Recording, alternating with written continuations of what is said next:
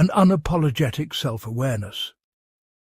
A moment that absolutely shook the dusty royal halls all the way from Santa Monica to Sandringham. Because when Harry speaks these days, it's not with the stiffness of palace scripts or the fear of tabloid reprisals.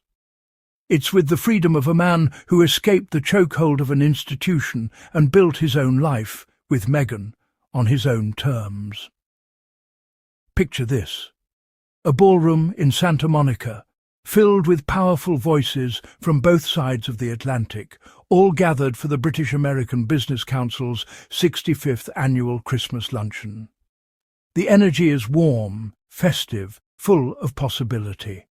And in walks Prince Harry, not the spare, not the scapegoat, not the punching bag the British press desperately wants him to be, but a respected global figure, a leader, a humanitarian, and yes, a man with a sense of humour sharper than any tabloid headline. Harry steps up to the podium, the room settling into silence, waiting for the Duke of Sussex to speak. And then he drops the line that instantly becomes the talk of the entire global press. People sometimes ask if growing up with the royal family was like Downton Abbey. Yeah. But only one of those worlds is filled with drama, intrigue, elaborate dinners and marriages to Americans. And the other is a TV show. Boom. It was smooth. It was witty. It was the kind of line that reminds everyone Harry is far more in tune with reality than the monarchy's PR machine ever was. And let's be honest, the critics hated that he said it. They hated that Harry joked about the very thing they used to weaponize against him. Because when Harry laughs, it means he's not suffering anymore. When he jokes, it means their trauma-shaped narratives aren't working. The moment Harry shows joy, independence and self-awareness, their entire business model falls apart. Harry's comparison wasn't just funny. It was accurate. Downton Abbey is fiction.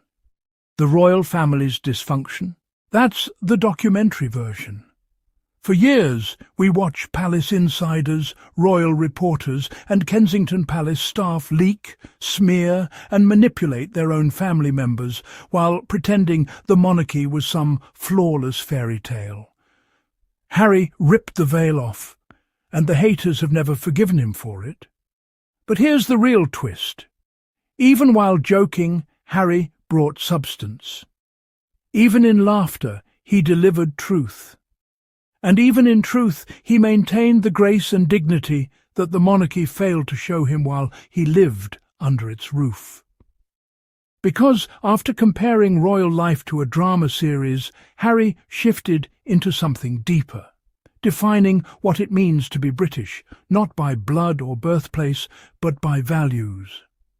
Being British isn't about where you physically stand, but what you stand for. A man who left everything behind to protect his wife and children said that. A man who lost security, family ties and the protection of the institution because he refused to let Meghan be destroyed by racism and envy said that. A man who stood up to power and paid the price said that. But of course the haters won't quote that line. They'll try to twist it, erase it, or pretend it never came from his mouth because it shatters their narrative. Harry is not lost. He's not confused. He's not directionless. He's living in purpose. He's standing in his truth, and he knows exactly who he is without the crown. Then he joked about celebrating the 4th of July and independence from his own ancestors. It was the kind of witty, cross-cultural humour only Harry could deliver. Light-hearted, self-aware, and rooted in the understanding that he is part of two worlds now, the one he was born into and the one he chose.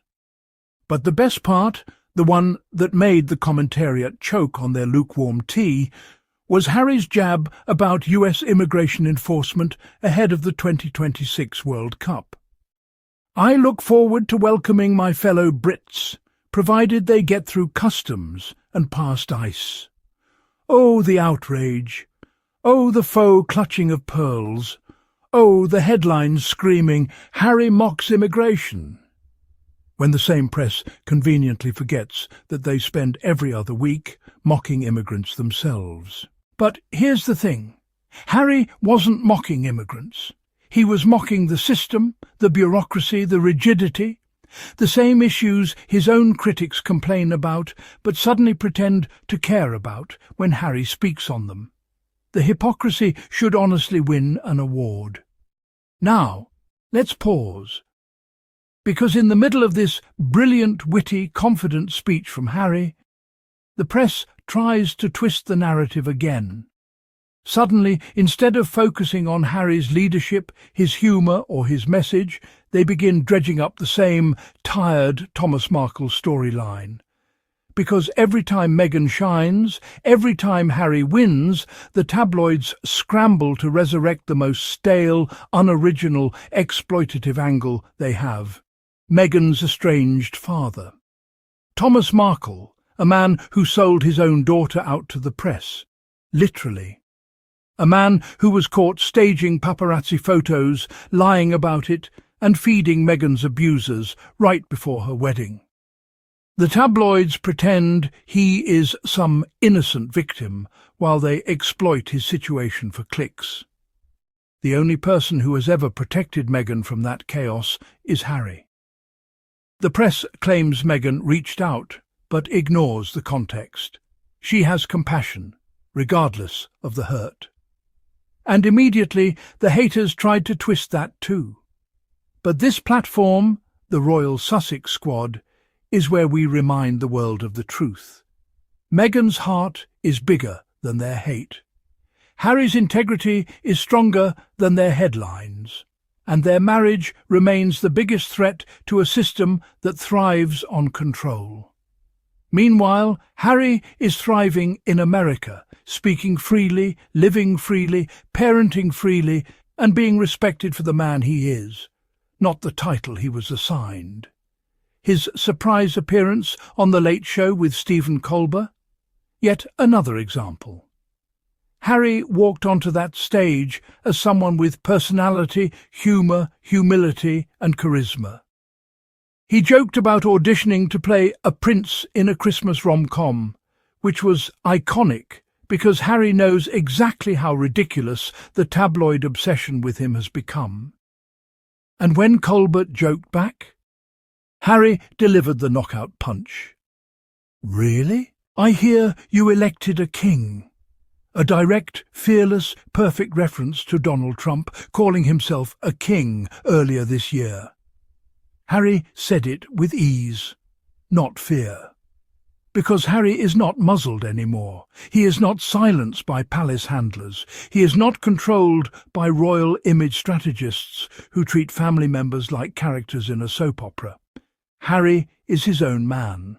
And Meghan is his partner, not an accessory to a monarchy, not a pawn, not a scapegoat. Everything about this speech, every joke, every moment of sincerity, every punchline, every truth bomb, it all paints the picture of a man who reclaimed his voice. A man who is no longer held hostage by the expectations of people who never cared about his well-being. A man who left a gilded cage and built a life rooted in authenticity. Harry has never looked healthier. He has never looked freer. He has never looked more himself. And that is why the critics are terrified. Because a happy Harry is uncontrollable. A free Harry is unspinnable. And a thriving Harry is proof that the system was the problem, not him. This is why the Royal Sussex Squad stands firm. Harry and Meghan are rewriting the narrative. They're living their lives. They're showing the world what real love, real partnership, real family looks like. And the world is listening. So, to the haters, keep complaining, keep twisting his jokes, keep resurrecting old storylines. Because while you scramble for relevance, Harry and Meghan are out here building legacy.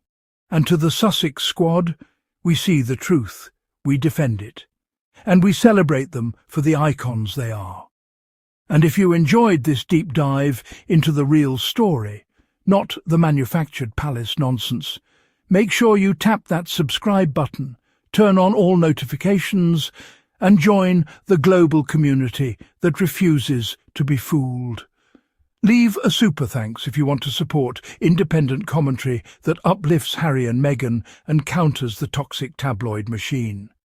Until next time, stay bold, stay brilliant, and stay Sussex Squad strong. Because the truth always wins, eventually.